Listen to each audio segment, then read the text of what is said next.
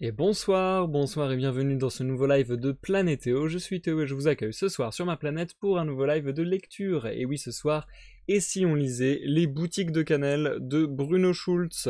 Ça sera notre troisième live sur cette œuvre. Et ce soir, nous lirons, extrait de ce recueil de nouvelles, les trois nouvelles suivantes, à savoir Nemrod, Monsieur Charles et enfin Les boutiques de cannelle. Donc si on peut dire la nouvelle éponyme du recueil.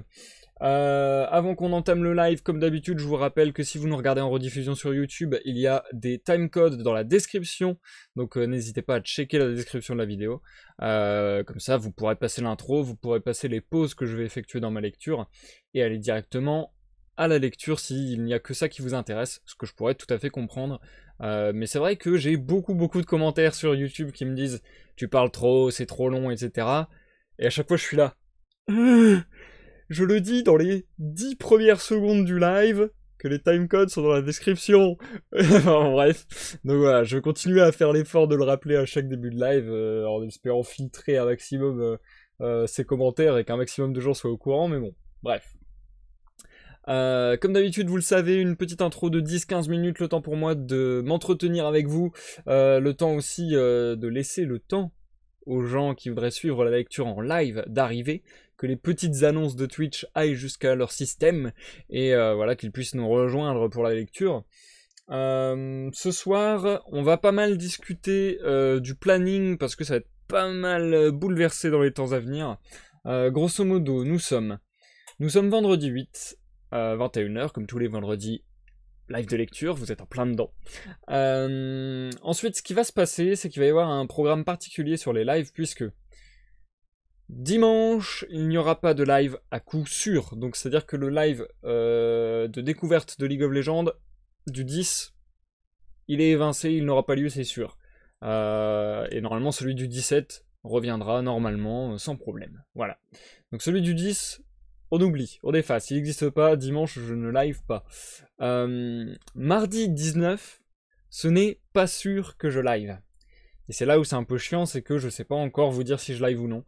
Mardi 19 et mercredi 20 en gros, c'est les 2 jours où je suis pas sûr de live. Donc voilà, si je live, ça sera mardi 21h, la suite et fin des boutiques de cannelle. Et si je live mercredi, ça sera 13h-16h, une petite session sur Sea of Thieves, encore une fois. Vraisemblablement une session en arène, on parlait de ça ces derniers temps, ça peut être marrant. Donc voilà. Mais comme je le disais, le programme risque d'être chamboulé dans ces temps-là, je ne sais pas trop quand vont avoir lieu les lives. Je pense que les boutiques de cannelle vous plaît assez au vu des retours que j'ai eu sur YouTube et même en live. Moi en tout cas il me plaît beaucoup, donc dans cet ouvrage, en plus des boutiques de cannelle, il y a quelques textes supplémentaires qui n'ont été publiés, je suppose, nulle part ailleurs. Donc du coup, enfin je veux dire, pas dans l'ensemble d'un recueil de nouvelles du moins. Donc du coup, il est possible que je vous lise La République des rêves, La comète, La patrie, et peut-être La mythification de la réalité. Parce qu'après, ce sont des interviews et des lettres, donc ça, je vais pas les faire en live pour le coup. Mais si La République des rêves, La comète, La patrie, La mythification de la réalité sont bien des nouvelles, je revérifierai ça pour le dernier live, tiens. Mais si ce sont bien des nouvelles et que ça vous intéresse qu'on les lise ensemble, qu'on les découvre ensemble, bah il y a des choses que ça arrive. Voilà, tout simplement. Ça serait entre guillemets un live bonus sur cette lecture, entre guillemets un 5e live. Enfin voilà, ça serait certainement ça. Sinon, sur le programme, je pense qu'on est à peu près bien. Ce qui va se passer une fois qu'on aura fait tout ça, c'est que on enchaînera donc avec une autre lecture, je ne sais pas encore quoi pour le moment. J'hésite entre le sofa de Crébillon ou le château de Kafka. Mais peut-être que Kafka et Schulz à la suite, vu qu'il y a des accointances entre les deux auteurs, ça fera peut-être un petit peu redondant, on verra. On verra, je passerai peut-être plutôt sur Crébillon. On verra, en tout cas c'est encore ouvert.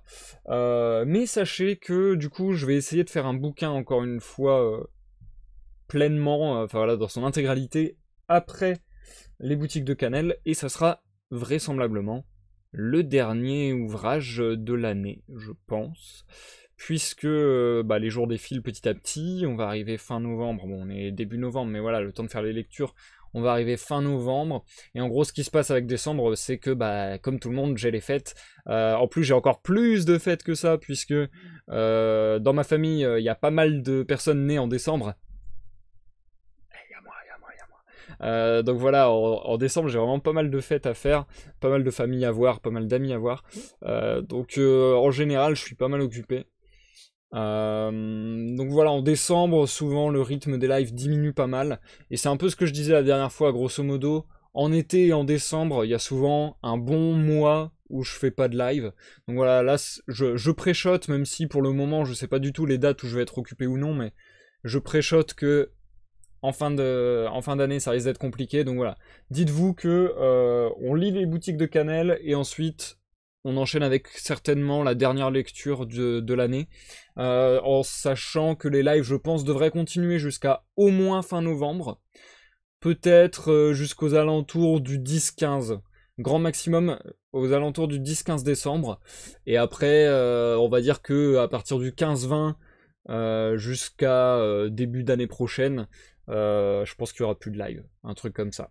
Enfin voilà, comme ça vous êtes prévenus en avance, vous avez le temps de voir venir, vous savez ce qui arrive. Bonsoir Dimal, bienvenue sur ce live, ça me fait plaisir que tu sois là, comment tu vas? Comment tu vas? Et du coup, bah voilà, c'est à peu près tout pour la planification de mes lives sur les temps à venir. Il y aura aussi bien sûr un live de présentation de Mage sur Sea of Thieves le jour de la sortie de la Mage, enfin si ça bug pas. Puisque bah voilà, depuis la dernière mage, je me suis un peu mis en tête de faire ça. Je trouvais ça drôle de vous présenter les mages, de vous lire les patch notes et de vous donner nos ressentis directement avec Mirani et Walkirax, par exemple, mais ça peut être aussi avec Tran, avec Exil ou Miniroblas peut-être. Enfin voilà, comme ça vous savez tout. Et d'ailleurs, en parlant de Sea of Thieves, en parlant de Mirani, Exil et Miniroblast, vous n'êtes pas sans savoir qu'on a un projet commun avec ces trois personnes. Il s'agit de l'Instagram La Mère des Voleurs, où nous postons des photos accompagnées de textes que j'ai moi-même écrits et dont les histoires ont été imaginées par nos quatre cerveaux. Et du coup, voilà, en gros, on crée une fiction, on crée du roleplay entre guillemets sur Sea of Thieves. Donc voilà, on est en train de créer une sorte de web-série en quelque sorte avec pour support Sea of Thieves. Donc sur l'Instagram La Mère des Voleurs, mais vous le savez, je vous en parle depuis pas mal de temps, je travaillais ces derniers temps dans l'ombre sur une vidéo qui m'a pris beaucoup de temps, mais qui est fin prête, fin terminée, et ceux qui sont abonnés à la chaîne YouTube l'auront peut-être déjà vu, une avant-première, enfin une première d'ailleurs, ça s'appelle une première, pardon, sur YouTube, une première va avoir lieu demain tout simplement, donc si ça vous intéresse de voir une vidéo, grosso modo je pense que si vous aimez Sea of Thieves, si vous aimez mes lives sur Sea of Thieves, si vous aimez mes lives de lecture, si vous aimez les textes que j'ai pu écrire et publier sur Wattpad par exemple, je pense que voilà, si vous aimez tout ça, si vous aimez pour les plus anciens d'entre vous, la web-série Townville City Chronicles que j'avais réalisée il y a 5-6 ans maintenant, donc voilà, si vous aimez tout cela, normalement, vous devriez trouver votre compte. Et puis enfin, si vous aimez l'aventure, l'action, les dramas, les pirates, bah, peut-être que vous trouverez, encore une fois, votre bonheur en cette série. Ça se rapproche aussi d'une saga MP3, même s'il y a un peu de visuel, vu qu'il y a les photos, etc. Mais je vous laisserai découvrir ça demain. Je vais pas décrire plus en amont, enfin plus en avant, le format exact de cette vidéo. Mais voilà, demain... La Mère des Voleurs, épisode 1, journal de bord numéro 1. Je vous laisserai ça découvrir en live. Ça sera donc demain à 21h sur la chaîne YouTube. Et bah en plus, ça va être hyper marrant parce que j'ai déjà participé à des premières, mais j'en ai jamais organisé moi-même. Et j'ai toujours trouvé ça très sympa. Ce délire de... c'est comme si on allait tous au cinéma ensemble, alors qu'on est séparés par des PC... à des milliers de kilomètres. Voilà, c'est assez marrant, je trouve, de s'installer comme ça et de se dire, je regarde pour la première fois une chose que tout le monde découvre en même temps que moi pour la première fois et je partage, il y a un chat sur le côté où on peut réagir en direct et tout, donc voilà, si vous avez des réactions à chaud en direct pendant le visionnage de demain, bah je serai là dans l'ombre pour pouvoir répondre, etc. Donc Je suis vachement impatient de voir ce que ça peut donner. Bah, j'espère que vous serez le plus nombreux possible. Je sais que j'arrive bientôt aux 800 abonnés, ce qui est énorme et ce qui me fait très plaisir. Mais je sais que sur mes 800 abonnés, bah, il n'y a pas 800 abonnés actifs, clairement pas. Pareil, sur Twitch, je dois être à plus de 250 followers, je pense, un truc comme ça. Attendez, je peux regarder. 243, voilà, je suis pas loin des 250. Et bah, je sais très bien qu'il n'y a pas les 250 actifs, hein. C'est très rare qu'on soit beaucoup sur mes lives ou que vous soyez beaucoup à regarder les vidéos qui viennent de sortir. Mais mes vues montent petit à petit sur la durée, ce qui est sympa aussi. Enfin bref, du coup voilà, je me voile pas la face, je me doute que demain il n'y aura pas forcément grand monde à la première. Mais plus vous serez, et plus ça me fera plaisir de partager ce moment avec vous et bah voilà, de dialoguer sur ce qu'on regarde ensemble. Je trouve ça marrant. N'hésitez pas à nous rejoindre. D'ailleurs, si vous êtes sur mon Facebook, sur mon Discord, sur mon Twitter, etc., désolé d'avance, j'aime pas vous spammer de plein de news, vous spammer de plein de posts. Mais pour le coup, demain, je vais vous spammer. Parce que vu que j'ai passé vraiment beaucoup de temps sur cette vidéo, j'ai envie de lui donner un maximum de chance, un maximum de visibilité. Donc voilà. Désolé, mais demain, je vais sûrement envoyer 2-3 messages un peu partout pour vous rappeler que à 21h, ça sort. Enfin bref. En vrai, j'ai vachement hâte, ça va être fun. Sur ce, je pense avoir fait le tour de tout ce que j'avais à vous dire. Et comme vous le savez, sur les boutiques de Canel, on est sur des nouvelles plutôt courtes. J'ai fait le choix de faire 3 nouvelles par live parce que ça découpait plutôt bien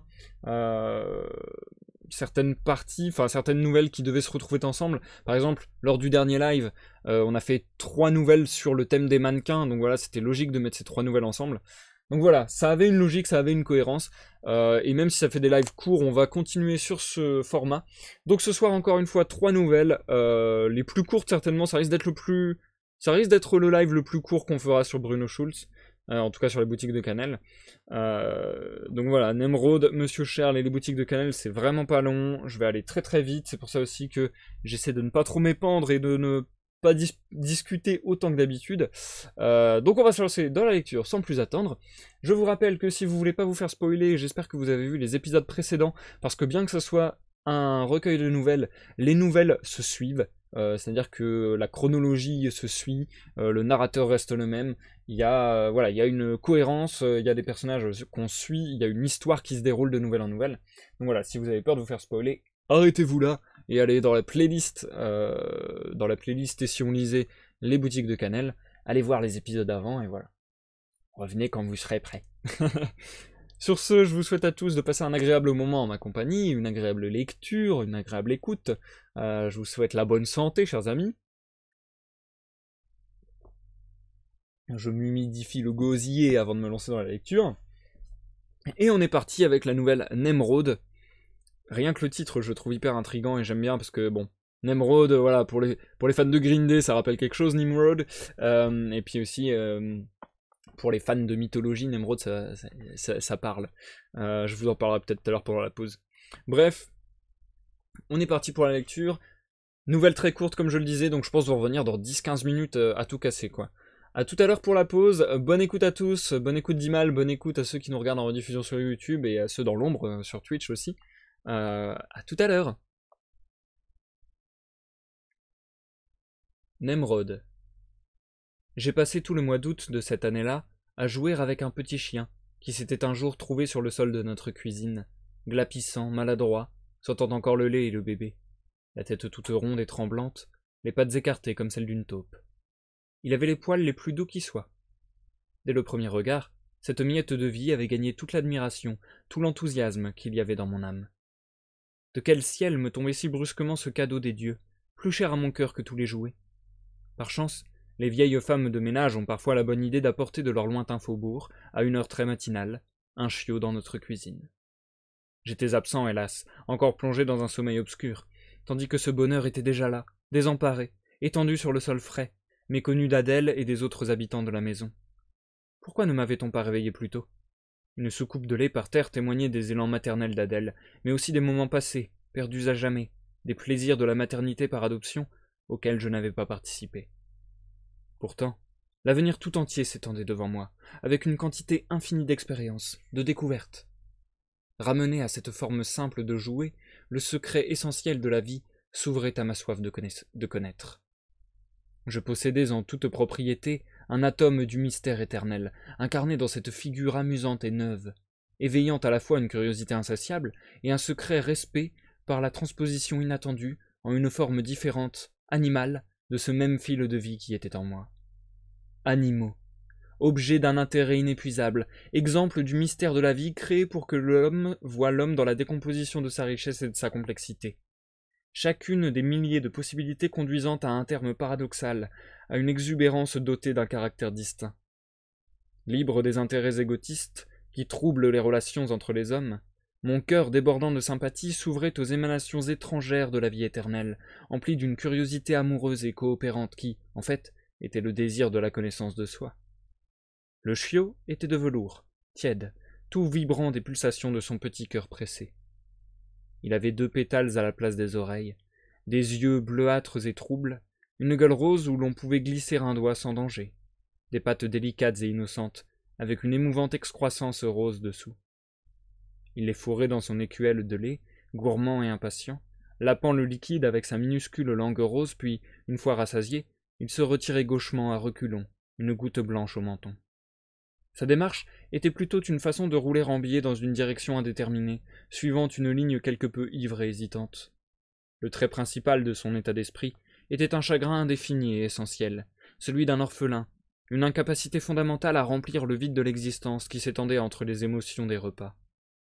Cela se manifestait par des mouvements chaotiques et vains, des accès de nostalgie exprimés par des jappements plaintifs et par l'impossibilité de se trouver une place.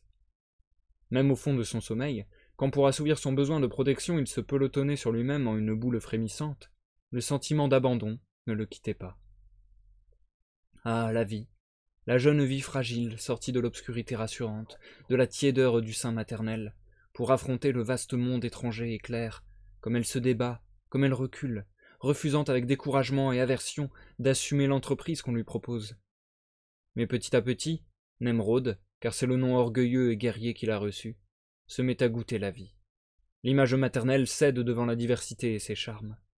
Le monde commence à lui tendre ses pièges, le goût inconnu et enchanteur des aliments, le quadrilatère de soleil sur le plancher, où il est si bon de s'étendre, les mouvements de son propre corps, ses pattes, sa queue, qui l'invitent à jouer avec lui-même, les caresses de la main de l'homme, la joie, la gaieté qui mûrit, emplit tout le corps et fait naître le besoin de mouvements nouveaux et risqués. Tout cela entraîne la conviction, pousse à accepter l'expérience de la vie. Une chose encore. Nemrod commence à comprendre que, malgré les apparences de nouveauté, ce qu'on lui donne ici est une chose qui a déjà existé bien des fois, un nombre infini de fois. Son corps reconnaît les situations, les sensations, les objets. Au fond, tout cela ne l'étonne pas outre mesure. En face d'une situation nouvelle, il plonge dans la profonde mémoire de son corps, il cherche à tâtons fiévreusement, et il trouve parfois en lui une réaction toute prête. La sagesse des générations emmagasinées dans son plasma sanguin, dans les fibres de ses nerfs. Il y trouve des actes, des décisions dont il ne savait pas qu'ils étaient en lui, attendant l'occasion de se faire jour.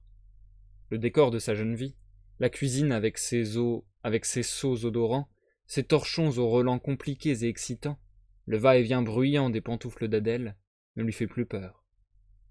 Il a pris l'habitude de considérer la cuisine comme son domaine. Il y est chez lui, et commence à former à son égard un vague sentiment d'appartenance. Parfois, un cataclysme s'abat sur lui, le nettoyage du plancher. C'est le renversement des lois de la nature, des torrents d'eau tiède par terre, sous tous les meubles, le crissement menaçant des brosses de paille de riz maniées par Adèle. Mais le danger passe, la brosse calmée et immobile repose dans un coin, le plancher en train de sécher sent bon le bois humide. Nemrod, ayant repris ses droits et sa liberté de mouvement sur son territoire, ressent un désir violent de saisir entre ses dents la vieille couverture par terre et de la malmener, de la tirailler de toutes ses forces. La paix revenue dans le monde des objets le remplit de joie. Soudain il s'immobilise. À une distance de 3 pas de chien, glisse devant lui sur le plancher un monstre noir qui avance rapidement, porté par une multitude de pattes minces et enchevêtrées. Bouleversé, Nemrod suit des yeux la course oblique de l'insecte, observe avec une tension extrême cet abdomen plat, sans yeux ni tête, la mobilité incroyable des pattes. En le voyant, quelque chose monte en lui, grossit et mûrit, quelque chose qu'il ne comprend pas encore, un peu comme une colère ou une angoisse, mais plutôt agréable, accompagné d'un frisson de force, d'agressivité. Tout d'un coup, il se baisse sur ses pattes antérieures et émet un son qu'il ne connaissait pas lui-même, une voix étrangère, différente de ses glapissements habituels. Il lance son cri une fois, 2 fois, et encore, fossé aigu qui déraille tout le temps. En vain apostrophe-t-il son ennemi dans cette langue nouvelle née d'une inspiration subite. Dans l'esprit des cafards, une telle tirade n'a pas sa place, et l'insecte continue sa course oblique vers un coin de la cuisine, en effectuant des mouvements consacrés par le rite séculaire de son espèce. La haine n'a pas encore de force, ne dure pas dans l'âme du petit chien. La joie de vivre transforme pour lui n'importe quel sentiment en gaieté. Nemrod aboie encore, mais son appel a changé de sens. Il est devenu sa propre parodie. Il tente d'exprimer combien, au fond, est réussie la superbe aventure de la vie, pleine de piquants et de frissons inattendus. Et c'est la fin de la nouvelle Nemrod. Nous marquons une très courte pause, les amis. Très courte pause, parce que comme vous l'avez remarqué, voilà, la nouvelle elle-même était très courte, on l'a lu vachement vite. Par contre, elle était vraiment bien. Elle était vraiment bien. Je vous en avais déjà parlé, c'est comme ça que j'avais eu connaissance de Bruno Schulz et des boutiques de Cannelle. C'était mon professeur, enfin l'un de mes professeurs de littérature à la faculté de lettres modernes, qui était mon professeur préféré, qui nous avait parlé de Bruno Schulz un jour, et des boutiques de Cannelle. Déjà rien que le titre, je sais pas, les boutiques de Cannelle, rien que le titre, je trouvais ça intriguant à l'époque, et il avait su nous le vendre, mais parfaitement, parce que c'était un prof un petit peu foufou, un petit peu exalté, et là on sentait qu'il était touché et qu'il était très excité par cette histoire, quoi, qu'il aimait vraiment Bruno Schulz et les boutiques de Cannelle, et il nous avait parlé de ça, et je me rappelle tellement sa manière de dire oh, la nouvelle avec le petit chiot, oh c'est génial, quand il exulte son premier cri, c'est dingue, etc. Enfin bref, il était complètement bouleversé par ça, mais vraiment, quoi, sincèrement, et ça pouvait paraître gros, et je dois avouer que je la trouve super bien, cette nouvelle. Putain, je la trouve géniale, quoi. Je la trouve tellement bien écrite. Et pourtant, alors ça, c'est un petit secret sur moi que vous ne savez pas, cher viewer. Enfin, c'est pas un secret, mais bref. Chose que vous ne savez pas, c'est que j'ai peur des chiens plutôt IRL. Donc voilà, je suis pas très à l'aise avec les chiens, et c'est pas les animaux avec lesquels je m'entends le mieux. Et du coup, déjà de prime abord, ça part mal pour que je sois attendri par un chiot.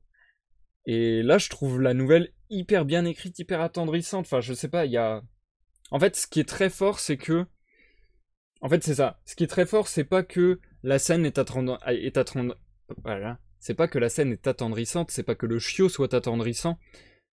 C'est que le narrateur exprime parfaitement son attendrissement. Et du coup, vu que le narrateur est dans cette sorte de béatitude totale, ça se transmet au lecteur, quoi.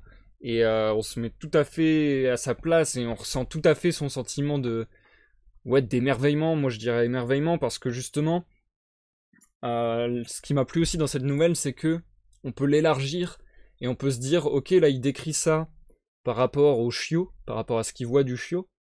Mais en fait, pour moi, c'est plus une description de ce que c'est que d'être enfant, ce que c'est que d'être jeune, entre guillemets, de découvrir le monde, les premiers pas au monde, les premières paroles, en un sens, c'est un peu tout ça, en fait. Hein. C'est vraiment l'apprentissage du monde, l'apprentissage de soi, de qui on est dans le monde, etc. Du coup, il y a vraiment l'image de, entre guillemets, ça pourrait être un chiot, un chaton ou un bébé humain. Peu importe, ce qui est important, c'est toutes ces sensations, toutes ces nouveautés, cette forme de curiosité et d'émerveillement de la jeunesse, etc. Enfin, là après, peut-être que ça parle spécifiquement à moi aussi, peut-être que c'est peut-être moi aussi qui est particulièrement touché par cette nouvelle, parce que justement, pour moi, ce sont des valeurs fondamentales, l'émerveillement, la curiosité, et, comme on dit, entre guillemets, garder son âme d'enfant, entre guillemets. Pour le coup, j'aime pas cette expression, mais voilà, au moins elle est parlante et on comprend ce que je veux dire. Et là, il y a vraiment ça, je trouve, cette espèce de naïveté candide, exaltante, émerveillante, curieuse. Enfin ouais, je trouve ça vachement bien écrit. J'aime beaucoup. Et je trouve que ouais, c'est toujours très très poétique en fait dans la manière dont c'est amené. En plus, il y a des mots un peu. Enfin voilà quoi, il y a un vocabulaire assez riche et tout. C'est franchement, ouais, j'aime beaucoup. J'aime beaucoup, beaucoup. Là, la traduction n'était pas de la même personne pour le coup sur cette nouvelle. C'était une traduction de Thérèse Douchy. Donc je sais pas si on part sur plusieurs nouvelles traduites par elle, mais il me semble, je regarde. Ok, la nouvelle qui va suivre, c'est encore Thérèse Douchy, et les boutiques de Canal, ça sera Georges Cidre. Voilà, comme ça j'ai cité les traducteurs. Euh, bah écoutez, je pense qu'on va enchaîner sans plus attendre, je change le titre du live, et on est parti. Mais franchement, waouh. C'est fou parce que Nemrod, elle est vraiment courte cette nouvelle, elle est un petit peu... Elle fait un petit peu ovni par rapport aux autres, enfin ovni. Elle fait un petit peu intrus, entre guillemets, si je puis dire, parmi les autres, puisque jusqu'à présent, c'était des nouvelles qui se suivaient pas mal. Il y avait notamment la figure du père qui était vraiment filée de nouvelle en nouvelle. Là, c'est un peu une bulle, c'est un peu une parenthèse, on parle pas du tout du père, et on parle plutôt de la jeunesse, de tout ça, mais justement, ça peut faire lien aussi au père, maintenant que j'en parle, je m'en rends compte.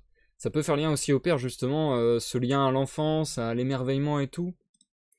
À presque la magie et la poésie de la vie, du monde. Enfin, il y a des très belles phrases, en fait. Ça qui est beau aussi, c'est que ce qu'il y a de beau dans la vie, bon, c'est bizarre ce que je vais dire, mais ce qu'il y a de beau dans la vie, c'est que c'est évident. C'est comme dans l'amour. C'est comme dans l'amour, quand c'est beau, c'est que c'est évident. C'est qu'il n'y a pas besoin de raison. C'est que, voilà, c'est juste beau. Et c'est pour ça que je trouve ça très dur de restituer. Je me répète pas mal là-dessus, je le dis souvent ces derniers lives d'ailleurs, mais c'est pour ça que je trouve que c'est très dur de restituer la sensation de beau, ou de bien même. Parce que ce qui est beau et ce qui est bien, je trouve que c'est très évident, entre guillemets. C'est très smooth, c'est très élégant, c'est très... Voilà, c'est à sa place, c'est logique. Et là, Nemrod, c'est une petite bulle qui n'a rien à voir avec le père et tout, mais en même temps, c'est smooth, c'est smart, et qui a un discours sur la jeunesse, sur la beauté de la vie, sur l'émerveillement de la vie, sur la magie, la poésie, et que c'était justement ce qui rendait son père un héros pour lui, pour le narrateur, de dire que même s'il était un peu farfelu et vu un peu comme un mec bizarre par tout le monde, bah il mettait de la poésie dans la vie. Et ben ouais, ça fait quand même sens, ça fait quand même lien, je trouve. Bref, au final, j'ai beaucoup parlé. Je pense d'ailleurs que j'aurais plus parlé sur le live de ce soir que je n'aurais lu parce que vraiment les nouvelles sont très très courtes. Genre là, la nouvelle que je vais vous lire fait 4 pages, 3 pages et demie, voilà. Donc ça va aller très très vite. Je vous reprends juste après cette lecture. Bonne écoute à tous, bonne écoute d'Imal, bonne écoute à ceux dans l'ombre et bonne écoute à ceux qui nous regardent en rediffusion sur YouTube. A tout de suite. Monsieur Charles. Le samedi après-midi, mon oncle Charles partait à pied pour la campagne, à 1 heure de marche de la ville, où sa femme passait l'été avec les enfants. Depuis le départ de son épouse, l'appartement n'avait jamais été nettoyé, le lit restait toujours défait. Monsieur Charles rentrait tard, exténué par la débauche nocturne à laquelle l'incitaient des journées chaudes et vides. Les draps froissés, en désordre, étaient alors pour lui un havre, une île salutaire où il échouait sans force, naufragé ballotté depuis des jours et des nuits par une mer agitée. À tâtons, dans l'obscurité, il s'enfonçait dans des montagnes blanchâtres, des chênes et des amoncellements de plumes fraîches, et il s'endormait ainsi, sans dessus-dessous à l'envers, la tête en bas, enfoncé dans la douce chair de l'édredon, comme s'il voulait traverser en dormant les massifs puissants de literie qui grandissaient la nuit. Il luttait avec eux dans son sommeil, nageur combattant avec l'eau, il les malaxait de tout son corps, s'y enfonçant comme dans un grand pétrin de pâte molle. Il se réveillait dans l'aube grise, essoufflé, trempé de sueur, rejeté à la lisière de cette montagne blanche qu'il n'avait pu dompter au cours des lourdes batailles nocturnes. Émergeant à demi du sommeil, il restait un moment suspendu au bord de la nuit, respirant avidement, tandis que les draps montaient autour de lui, gonflés, fermentés, pour le recouvrir à nouveau d'un épais éboulis de pâte lourde et blanchâtre. Il dormait tard dans la matinée. Les oreillers composaient autour de lui une grande plaine blanche à travers laquelle voyageait son sommeil apaisé. Le long de ses chemins, il revenait lentement à lui, au jour, à la réalité. Enfin, il ouvrait les yeux, tel un passager somnolent quand le train s'arrête dans une gare. Dans la chambre régnait une pénombre racise, recouverte d'un dépôt de plusieurs journées de solitude et de silence. Seulement, dans la fenêtre bouillonnaient l'essaim des mouches matinales et les stores brûlés, aveuglants. M. Charles exhalait de son corps en bâillant les restes du jour précédent. Ces bâillements le prenaient comme des convulsions, comme s'il allait se retourner à l'envers. Ainsi, il se débarrassait du sable, du poids non digéré de la veille. S'étant soulagé de cette façon, plus libre, il consignait ses dépenses dans son agenda, calculait et rêvait. Puis il restait allongé, immobile, les yeux vitreux, ses yeux saillants, humides, couleur de l'eau. Dans la pénombre glauque de la chambre que seul éclairait le jour filtré par les rideaux, ses prunelles, telles de petits miroirs, reflétaient tous les objets brillants. Les taches blanches du soleil autour de la fenêtre, le carré doré des stores. Comme une goutte d'eau, elle répétait toute la chambre avec le silence des tapis et des chaises vides. Cependant, dehors le jour bourdonnait, de plus en plus flamboyant. Le soleil rendait les mouches folles. La fenêtre ne pouvait contenir cet incendie blanc, d'éclatants ondoiements parcouraient les rideaux. Il se traînait hors des draps et restait encore assis quelque temps sur le lit. Aux approches de la quarantaine, son corps commençait à prendre de l'embonpoint. Dans cet organisme gonflé de graisse, exténué par les abus sexuels mais toujours plein de sève, son destin futur semblait mûrir lentement dans le silence. Tandis qu'il s'abandonnait ainsi à un engourdissement végétal, ramené à sa seule circulation, à sa respiration, dans les profondeurs de son corps moite, en plusieurs endroits recouverts de poils surgissait un avenir mystérieux, informulé. Une excroissance monstrueuse, fantastique, grandissait dans une dimension inconnue. Il ne s'en effrayait pas, car il se sentait déjà identique à cette chose étrangère et immense qui devait arriver. Il croissait avec elle sans résistance, en une communion bizarre, paralysé par une calme horreur, se reconnaissant dans les foisonnements formidables qui surgissaient devant son œil intérieur. L'un de ses yeux bifurquait alors légèrement, comme pour s'éloigner vers une autre réalité. Abandonnant enfin la morne griserie des lointains perdus, il revenait à lui, et au moment présent. Il voyait ses pieds sur le tapis, gras, blancs et délicats comme ceux d'une femme. Il détachait lentement les boutons de manchette dorée de sa chemise. Puis il allait à la cuisine, trouver dans un coin dans l'ombre un seau d'eau, le rond d'un miroir silencieux et vigilant qui l'y attendait, seule créature vivante et consciente dans l'appartement vide. Il versait de l'eau dans la cuvette et goûtait avec sa peau son humidité fade et croupie. Il faisait sa toilette longuement, soigneusement, intercalant des pauses entre les différentes manipulations. L'appartement laissé à l'abandon ne reconnaissait pas en lui son maître. Les meubles et les murs le scrutaient avec une désapprobation muette. En entrant dans son silence, il se sentait comme un intrus au cœur de ce royaume englouti où s'écoulait un temps autre, différent. Il prenait des précautions de voleur pour ouvrir ses propres tiroirs, marchait sur la pointe des pieds dans la crainte d'éveiller un écho bruyant, exagéré, irritable, qui attendait le moindre prétexte pour éclater. Et quand enfin, allant doucement d'une armoire à l'autre, il avait retrouvé toutes les pièces de vêtements nécessaires et terminé sa toilette au milieu de ces meubles qui, l'air absent, le supportaient en silence. Quand enfin il était prêt, alors, sur le point de partir, le chapeau à la main, il se sentait gêné de ne pas trouver, même au dernier moment, le mot qui eût pu dénouer ce mutisme hostile. Il se dirigeait lentement vers la sortie, résigné, la tête basse, tandis que dans l'autre sens, vers le fond du miroir, quelqu'un qui lui tournait le dos pour toujours s'éloignait sans hâte à travers une enfilade de pièces qui n'avaient jamais existé. Et c'est la fin de la nouvelle Monsieur Charles. On marque encore une très courte pause. Ok, waouh. Waouh, un ton très différent. Au début, je me suis dit que j'allais pas l'aimer. Bon, elle est très courte, hein, donc mes sentiments ont changé rapidement. Mais au début, je me suis dit que j'allais pas du tout l'aimer, pour être franc. Je trouvais que c'était bizarre. J'aimais bien l'image. Ouais, non, en fait, c'est au milieu. Comme quoi, la nouvelle est courte et j'ai eu le temps de changer d'avis plusieurs fois. Mais au début, l'image de Monsieur Charles avec ces images très bien trouvées, je trouve, de montagnes blanches dont il essaie de se dépaître, qu'il essaie de dépasser, et qui sont en fait ses couettes, tout simplement. Ça, je trouve que c'est une image très bien trouvée, encore une fois. Justement, je trouve que ça rejoint encore ce que je disais lors des lives précédents. Bruno Schulz trouve des images et des thèmes à aborder avec des images abordées d'une manière très originale. Enfin ouais, je trouve que c'est pas des images, des comparaisons qu'on verrait partout.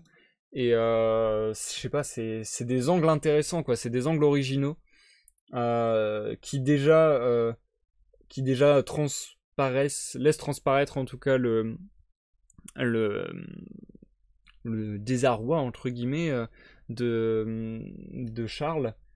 Et après, au final, je me suis dit bon, ok, on a compris, c'est un peu, il est lourd, il est lent, voilà, il galère à se lever, il a pas envie de bouger, voilà. Ça, j'ai trouvé ça un peu moins original. Même si du coup, le fond suivait la forme, puisque bah, voilà, il se passait pas grand chose, c'était un peu lourd et lui il était en mode j'ai pas envie, je suis. Voilà. Et au final, bah ouais, c'est un peu une bulle encore, enfin, une teinte encore différente dans ce recueil de nouvelles, puisque bah voilà, clairement c'est. En tout cas pour moi, ça parlerait un peu de déprime ou peut-être d'ennui de la routine, ce genre de choses quoi. Et l'image de fin, je la trouve. Waouh! Je la trouve encore une fois très bien trouvée. C'est tout con, mais là pour le coup, c'est très visuel. Alors, en fait, il y a vraiment quelque chose de très visuel, je trouve, dans le texte de Bruno Schulz, maintenant que j'y pense. Toutes ces images que je trouve d'un angle un peu original et tout, c'est souvent très visuel, soit dans les formes, soit dans les couleurs. Il y a vraiment quelque chose dans la sensation, dans la sensation et dans le sensuel. Comme ça, je mets le mot sens partout. Mais ouais, il y a quelque chose qui joue avec le sens dans le style de Schultz et dans ses images employées. Et du coup, là, cette image, je la trouve très très bien trouvée. Pour terminer, cette image de quelqu'un qui lui tourne le dos et qui s'éloigne à l'infini, alors qu'en fait, bah, c'est lui dans le miroir, quoi. Mais je sais pas, c'est tellement stylé parce que c'est comme si, en s'imaginant l'image, c'est comme si il y avait double résignation à cause du miroir. En fait, c'est comme s'il y avait double résignation et donc double désespoir, quoi. C'est-à-dire que c'est genre, il se résigne à se lever quand même et à quand même se préparer, quand même se lever et partir, se laver, s'habiller et partir. Et en plus, il y a le miroir, donc du coup, il se résigne 2 fois plus.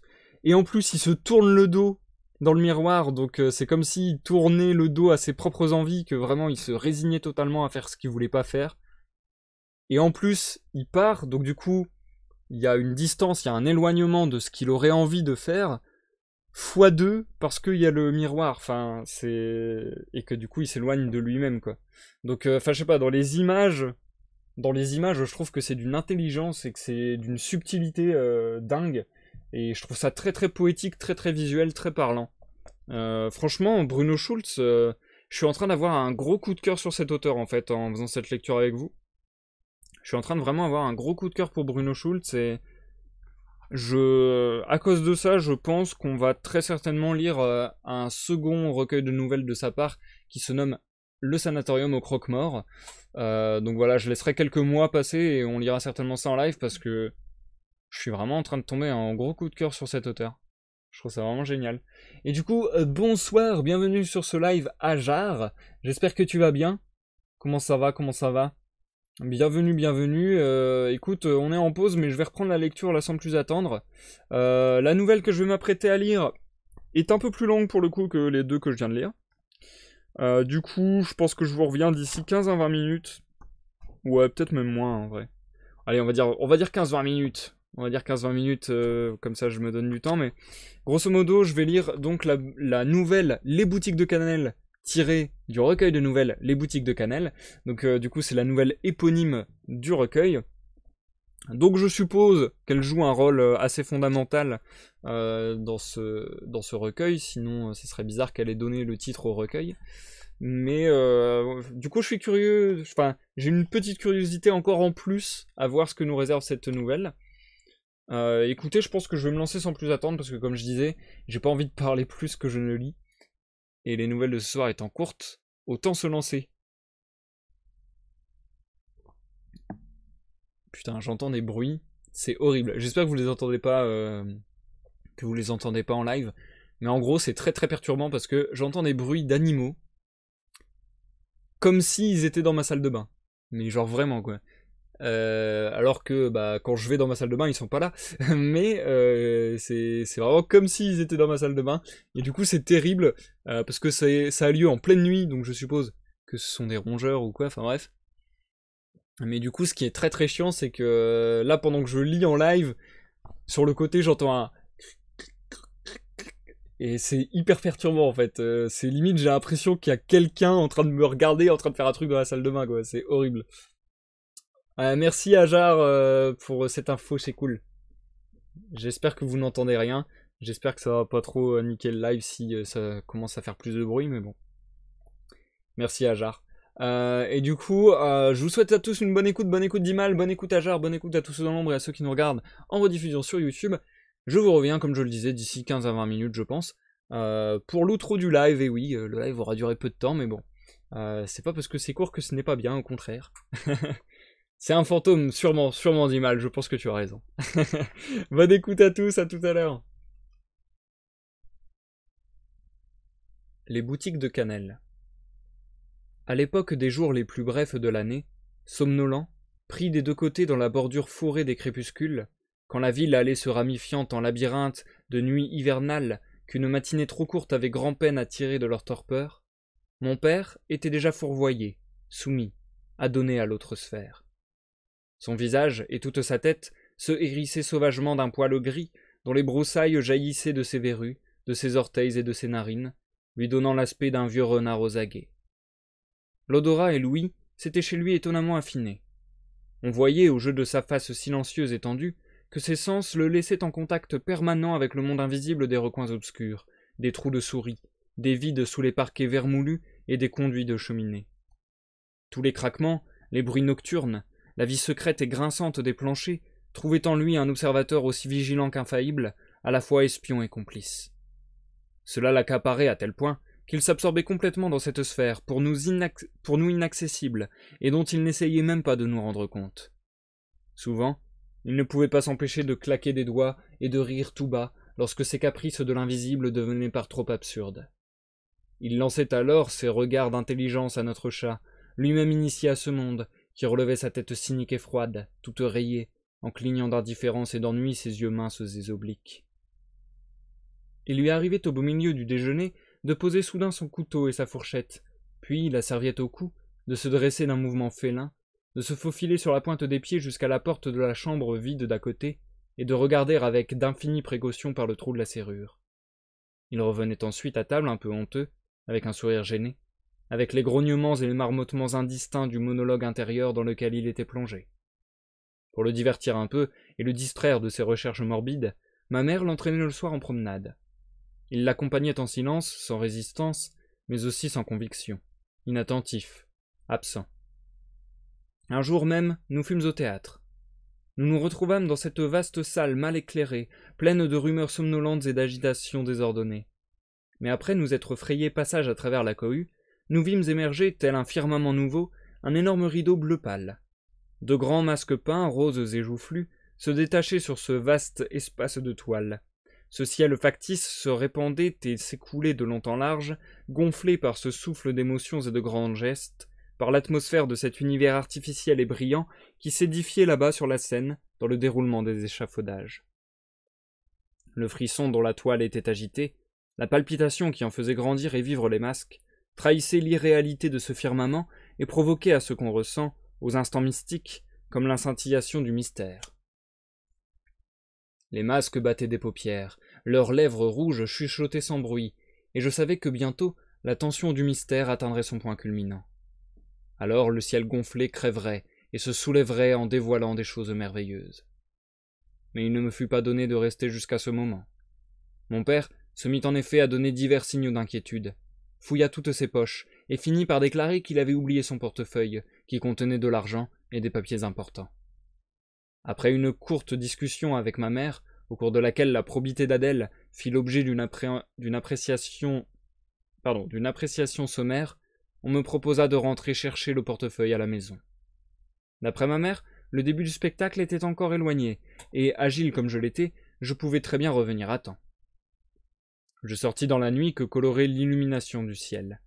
C'était une de ces nuits sereines où la voûte étoilée est si étendue, si ramifiée, qu'elle semble s'être cassée et divisée en un dédale de ciel distinct, assez nombreux pour couvrir de leurs cloches argentées les aventures, carnavals et randonnées de tout un mois hivernal. C'est une légèreté impardonnable que de laisser aller c'est une légèreté impardonnable que de laisser aller par un temps pareil un jeune garçon chargé d'une mission urgente, car les rues se multiplient, se brouillent et échangent leur place dans la pénombre. Dans les profondeurs de la ville s'ouvrent des rues doubles, si l'on peut dire, des sosies de rue, des rues trompeuses et mensongères.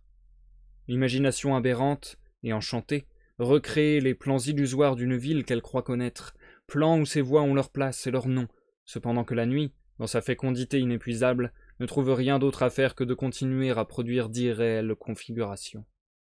Ces tentations des nuits hivernales commencent d'habitude par l'innocent désir d'abréger le trajet en empruntant un raccourci. On cherche, pour échapper à un parcours compliqué, une traverse inédite. Mais cette fois-là, il en fut différemment.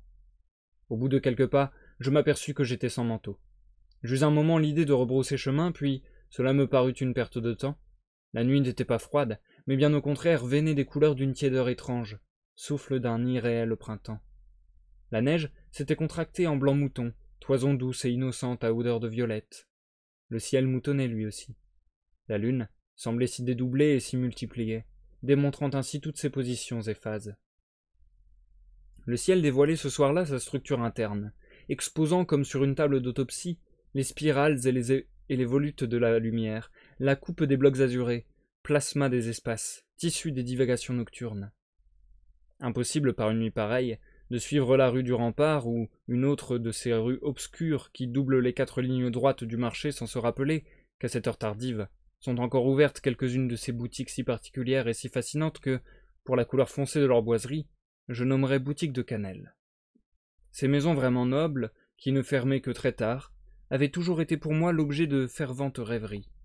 Leur intérieur mal éclairé, obscur et solennel, était imprégné d'une puissante odeur de lac, de couleurs, d'encens, d'aromates de pays lointains, de marchandises rares. On y trouvait des feux de Bengale, des coffrets magiques, les timbres de pays depuis longtemps disparus, des estampes chinoises de l'indigo, de la colophane de Malabar, des œufs d'oiseaux exotiques, des perroquets et des toucans, des salamandres et des basiliques, des racines de mandragore, des boîtes à musique de Nuremberg, des homuncules en bouteilles, des microscopes et longues-vues, et surtout des livres rares et spéciaux, de vieux in-folio pleins de gravures merveilleuses et d'histoires éblouissantes.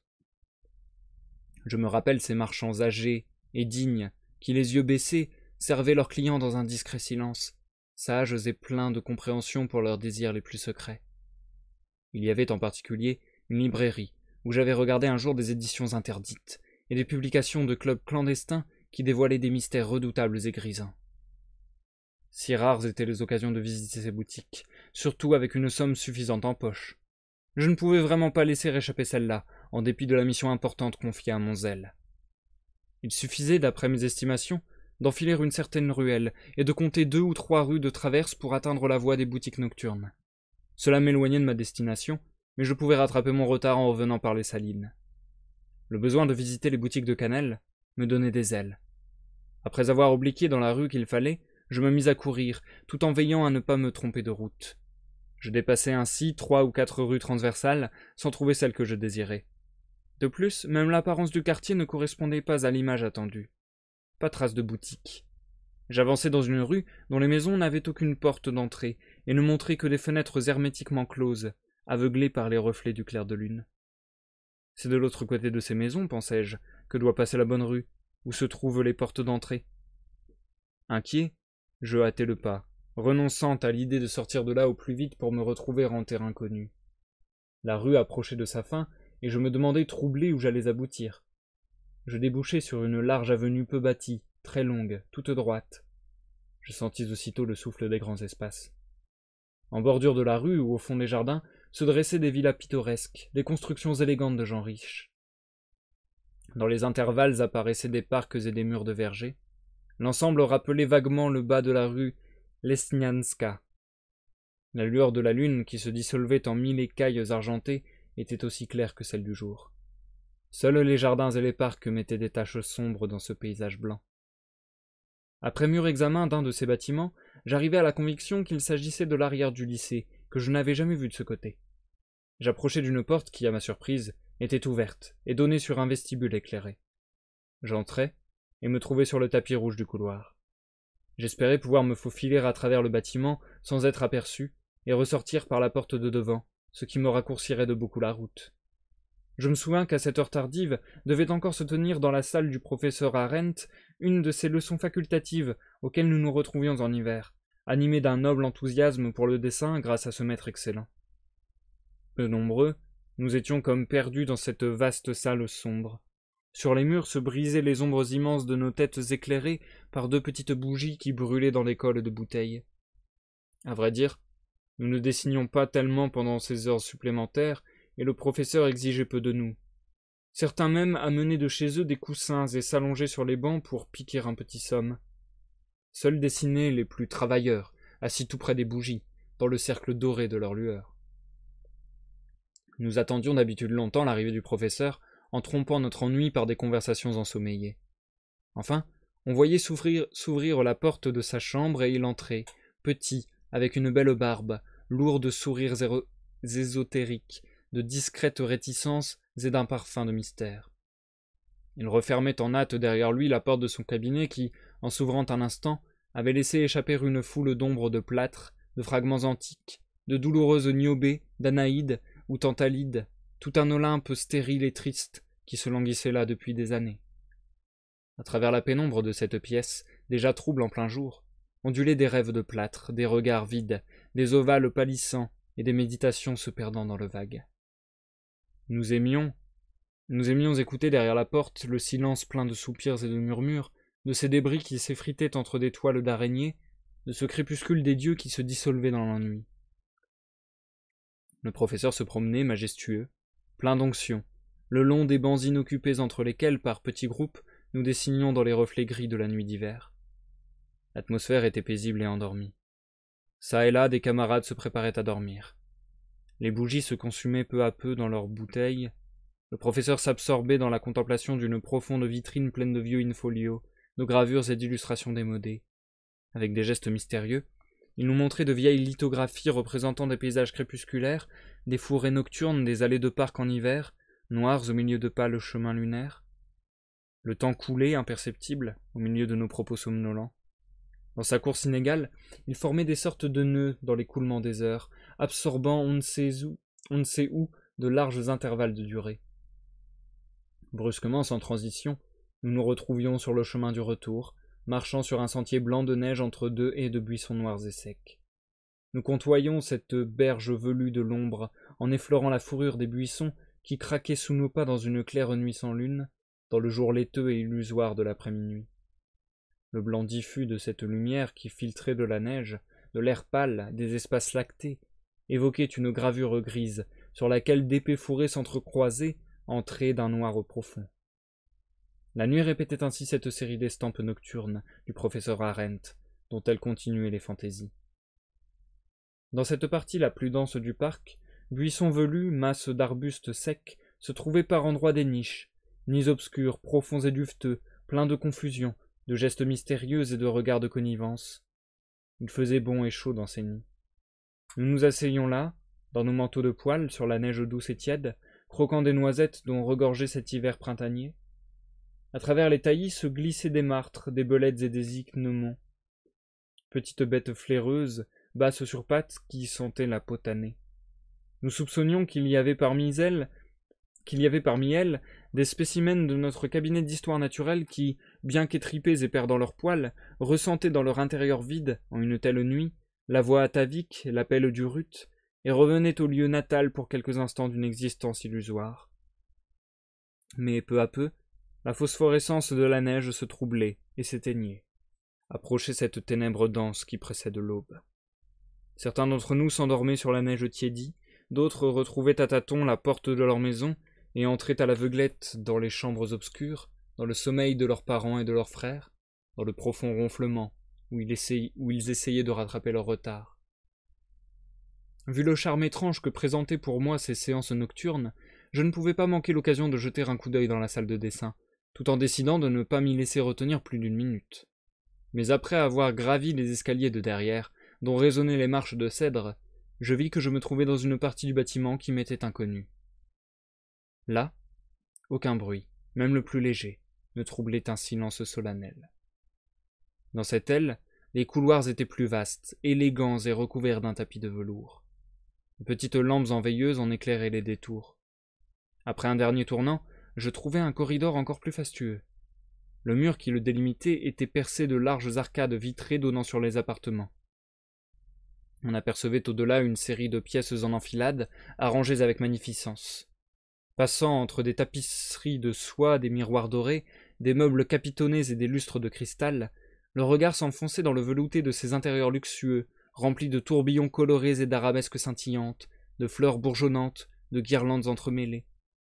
Le calme profond de ces salons vides n'était animé que par le regard secret que se renvoyaient les glaces et par l'effroi des arabesques qui couraient dans les frises le long des murs et se perdaient dans les ornements en stuc des plafonds blancs. Je m'arrêtai, saisi de respect devant cette somptuosité, comprenant que mon escapade nocturne m'avait conduit de façon inattendue dans l'aile du directeur et devant son logement privé.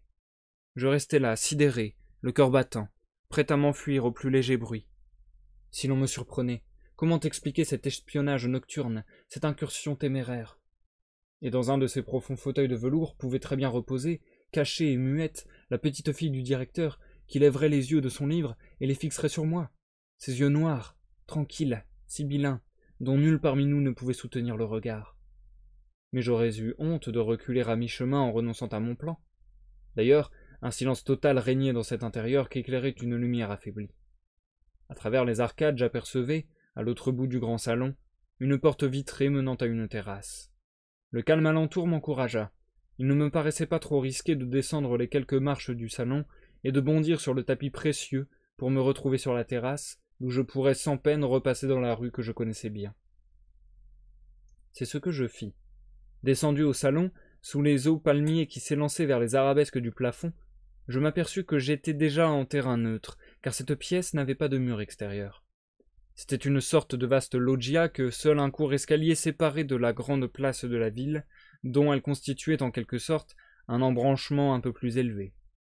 Quelques-uns de ces meubles étaient même dehors sur le pavé. Je dévalai quelques marches de pierre et me retrouvai dans la rue. Les constellations s'étaient déjà retourné la tête en bas, toutes les étoiles avaient basculé sur elles-mêmes, mais la lune, enfouie dans un édredon de petits nuages qu'elle éclairait de sa présence invisible, semblait avoir encore devant elle une route infinie, et absorbée en ses démarches célestes complexes, ne pensait plus à l'aube. Dans la rue se détachaient les masses sombres de quelques fiacres usés et démantibulés, l'air de crabes ou de cancrelats estropiés et assoupis. Un cocher se pencha du haut de son siège. Il avait un petit visage rouge et débonnaire. « On fait un tour, mon jeune monsieur !» Le véhicule trembla de tout son corps aux articulations multiples et partit sur ses roues légères. Mais qui, par une nuit pareille, peut se fier aux caprices imprévisibles d'un cocher? Dans le cliquetis des essieux, dans les roulements de la carrosserie et les claquements de la bâche, je ne pouvais pas m'entendre avec lui sur ma destination. À tout ce que je lui disais, il hochait la tête avec une indulgence nonchalante et allait en rond dans la ville en chantonnant. Devant un bistrot, un groupe de colignons qui se tenaient là nous fit de la main des signes amicaux. Il leur répondit quelque chose d'un ton joyeux, puis, sans arrêter sa voiture, il me jeta les rênes sur les genoux, sauta de son siège et rejoignit ses camarades. Le cheval, qui était un vieux cheval de fiacre avisé, tourna la tête un instant et continua son trot régulier. À vrai dire, ce cheval inspirait plutôt confiance et paraissait plus sage que son maître, mais comme je ne savais pas conduire, je devais m'en remettre à ses volontés. Il nous engagea dans une rue de banlieue entourée de jardins des deux côtés. Peu à peu, ces jardins faisaient place à des parcs plantés de grands arbres, puis à des bois. Jamais je n'oublierai cette course lumineuse dans la nuit la plus claire de l'hiver. La carte colorée du firmament était devenue une énorme coupole, sur laquelle s'accumulaient des continents et des océans fantastiques, découpés par les lignes des tourbillons et des courants stellaires, très brillants de la géographie céleste. L'air était maintenant léger à respirer et lumineux comme une gaze argentée. De la neige laineuse comme une toison d'astracan sortait des anémones tremblantes qui s'inclinaient, une étincelle de clarté lunaire dans leur calice. Le bois semblait tout entier illuminé par 1000 étoiles de clarté que laissait tomber à profusion le ciel de décembre. L'air exhalait une odeur indicible de printemps. Il sentait la neige et la violette. Nous étions arrivés en terrain accidenté. Les lignes des collines, hérissées de branches d'arbres dépouillés, se soulevaient vers le ciel comme des soupirs bienheureux. Je vis sur ces coteaux fortunés des groupes d'errants qui ramassaient dans la mousse et les buissons des étoiles tombées, humides de neige. La pente de la route devenait de plus en plus rude. Le cheval glissait et avait peine à traîner le véhicule dont jouaient toutes les jointures. J'étais heureux. Je respirais à plein poumon la brise printanière. Devant le poitrail du cheval s'accumulait toujours plus haut un rempart d'écume neigeuse. L'animal perçait à grand-peine cette masse fraîche et finalement dut s'arrêter. Je descendis. Tête basse, il soufflait péniblement. Je serrai sa tête sur ma poitrine. Des larmes brillaient dans ses grands yeux noirs. C'est alors que j'aperçus à son ventre la tache noire d'une blessure. « Pourquoi ne m'avoir rien dit ?» murmurai-je prêt à pleurer. Il répondit. « C'était pour toi, mon ami. » Il devint alors tout petit comme un cheval de bois. Je le laissai. Je me sentais merveilleusement heureux et léger. Je me demandais si j'allais attendre le petit chemin de fer local qui venait jusque-là, ou rentrer à pied dans la ville. Je me mis à descendre un sentier qui serpentait dans le bois. Je marchai d'abord d'un pas rapide, élastique, puis je pris de l'élan et me lançai dans une course heureuse qui prit bientôt la folle allure d'une descente en ski. Je pouvais à volonté régler ma vitesse et ma direction par de légers mouvements. À l'approche de la ville, je freinai cette course triomphale qui redevint un pas tranquille de promenade. La lune était toujours très haute. Les transformations du ciel, les métamorphoses de ces voûtes multiples en configurations de plus en plus ingénieuses n'avaient pas de fin. Comme un astrolabe d'argent, il découvrait en cette nuit magique son mécanisme et laissait voir dans ses évolutions infinies la mathématique étincelante de ses pignons et de ses rouages. Je rencontrai sur le marché des gens qui jouissaient de ce temps exceptionnel. Tous, charmés par le spectacle de cette nuit, levaient le visage vers le ciel. Je cessai tout à fait de me préoccuper du portefeuille. Mon père, égaré dans ses excentricités, avait certainement oublié sa perte, et quant à ma mère, je ne m'en souciais point. Par une nuit pareille, unique dans l'année, descendent vers nous des pensées heureuses, des révélations, illuminations soudaines de l'esprit divin. On se sent touché par le doigt de Dieu. Plein d'idées et d'inspirations, je voulais rentrer, quand je croisais sur mon chemin des camarades avec leurs livres sous le bras. Ils étaient partis trop tôt pour l'école, réveillés par la clarté de cette nuit qui ne voulait pas se terminer. Nous descendîmes en promeneur une rue abrupte, où soufflait une brise de violettes, incertain si c'était encore la magie de la nuit qui argentait la neige, ou si déjà le jour se levait. Et c'est la fin de la nouvelle Les boutiques de cannelle. Nous passons à l'outro de ce live, chers amis. Waouh! Je trouve ça vraiment très fort, putain. Je trouve que Bruno Schulz est vraiment un très bon auteur, c'est fou. C'est fou, je trouve que ce qu'il fait est dingue en fait. Je sais pas aussi si c'est pas accentué par le fait qu'il y ait plein de traducteurs différents sur les nouvelles.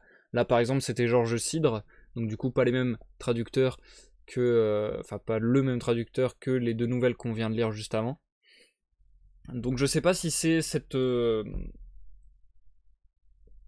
multiplicité de traducteurs qui me donne aussi cet effet, mais j'ai vraiment l'impression qu'il est capable d'écrire beaucoup de choses différentes, quoi. J'ai l'impression qu'il est capable d'aller dans des univers très différents, et j'ai l'impression que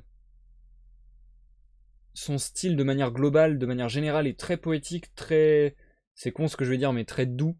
Je trouve ça très, très poétique, très subtil. Et malgré tout, j'ai l'impression qu'à chaque nouvelle, il y a une teinte différente. J'ai l'impression qu'à chaque nouvelle, on va dans quelque chose de différent. Là, on a été beaucoup plus loin dans le fantastique, puisque bah voilà, il commence à parler avec le cheval, et puis même il y a pas mal d'éléments qui sont un peu troubles et où on se dit, oula, ça commence à être bizarre. Enfin voilà, il y a... Là, le fantastique prend une place un peu plus grande, mais en même temps, il est amené tout doucement. Et en fait, c'est ça que j'aime bien, c'est que je trouve qu'il est très très bon parce que son style s'adapte à tout ce qu'il écrit. C'est-à-dire qu'à chaque fois son style est précis avec le fond qu'il essaie de transmettre, enfin avec ce qu'il raconte. En fait, la forme et le fond sont très très bien liés. Là par exemple, on est on était un peu dans une ambiance rêveuse, dans une ambiance onirique, dans quelque chose de très léger, très lent, très vaporeux, j'ai envie de dire, c'est bizarre, mais c'était presque une illusion, etc. Et son style suivait son style suivait parfaitement ça, avec du coup des phrases beaucoup plus lancinantes, avec des mots beaucoup plus longs, ce qui fait que voilà, ça diminue le rythme, ça installe dans ce délire de douce rêverie, quoi. Et je trouve que ouais, son style marche toujours avec la situation, c'est-à-dire que ouais, c'est vraiment fond et forme conjointement, et très très bien écrit pour moi. Du coup, les boutiques de Canel, bah, on aura appris que c'est grosso modo des boutiques qui ferment très très tard, et il dit Canel parce qu'elles sont faites de bois sombre. C'est marrant, en vrai, j'aime bien l'image, je trouve ça bien trouvé.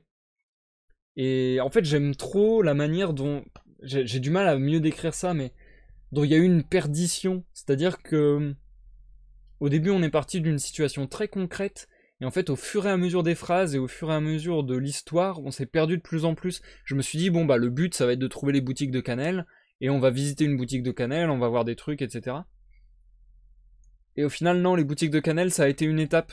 Ça a été une étape importante dans son petit voyage nocturne, mais ça a été une étape, et ça a été, voilà, ça a été la perdition. Donc il y avait vraiment une perdition qui est venue au fur et à mesure, lentement, s'instiller dans le récit, et dans le style aussi, à voilà, être toujours plus lancinant, toujours plus lent.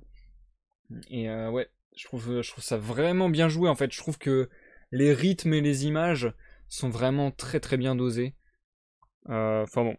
Je ne taris pas d'éloges, n'est-ce pas, sur Bruno Schulz. J'ai l'impression de perma-dire du positif depuis que j'en fais la lecture, mais vraiment, je pense que je suis en train de tomber en coup de cœur sur cet auteur. C'est la première fois que ça m'arrive à ce point, je pense, en live.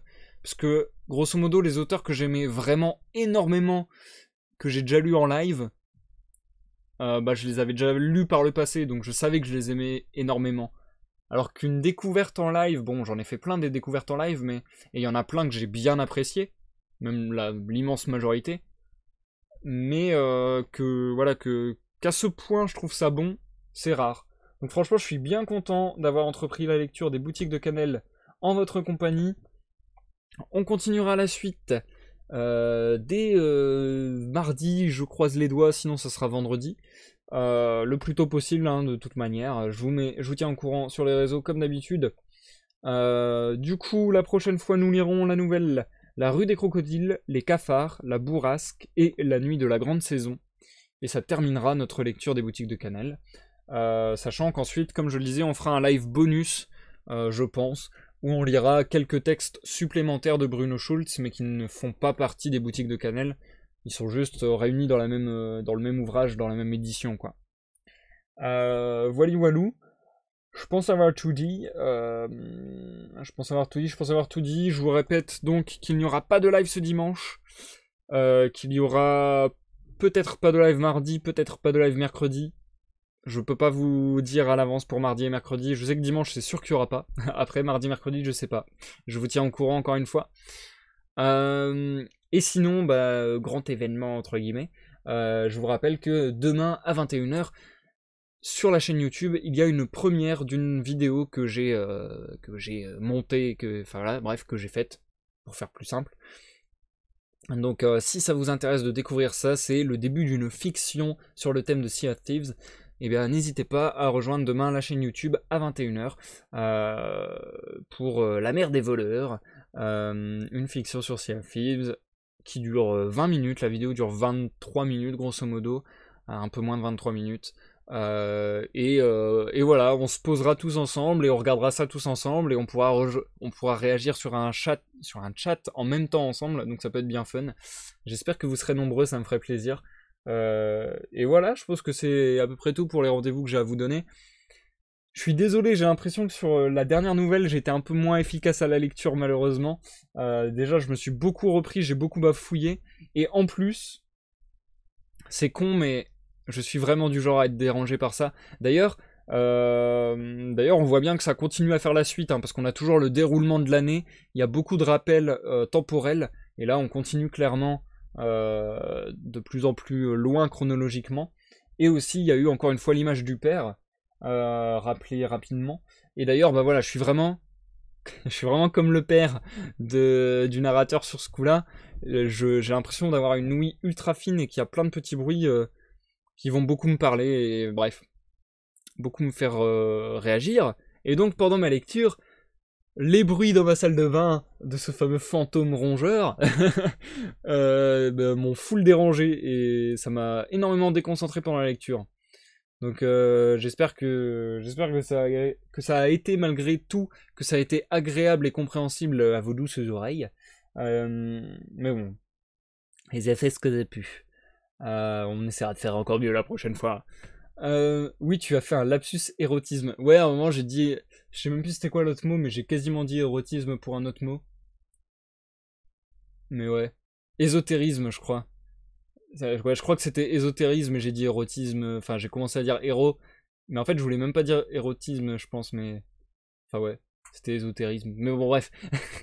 Mais ouais, je suis pas mal fail sur cette lecture, désolé. J'espère quand même, encore une fois, que ça a été agréable pour vous et que vous kiffez autant que moi je ne kiffe, parce que vraiment, j'adore cette lecture, c'est terrible. Je trouve ça trop bien. Je vous donne rendez-vous demain. S'il vous plaît, soyez là à 21h sur la chaîne YouTube, ça serait super gentil de votre part. J'ai vraiment hâte de vous montrer ça, j'ai vraiment beaucoup bossé sur cette vidéo, donc ça serait vraiment, vraiment cool. N'hésitez pas. Sur ce, je vous remercie, merci Dimal et Ajar d'être passés sur ce live, ça m'a fait plaisir. Merci à tous ceux qui ont regardé la vidéo en rediffusion, n'hésitez pas comme d'habitude à lâcher des j'aime pas, des commentaires, à partager la vidéo, à faire des commentaires sur la lecture comme sur l'œuvre, comme sur le live en général, bref, n'hésitez pas. Je vais vous souhaiter à tous une bonne soirée, une bonne nuit, et vous dire à la prochaine fois pour une prochaine lecture, une prochaine découverte, ou peut-être une prochaine partie de gaming. Bye bye.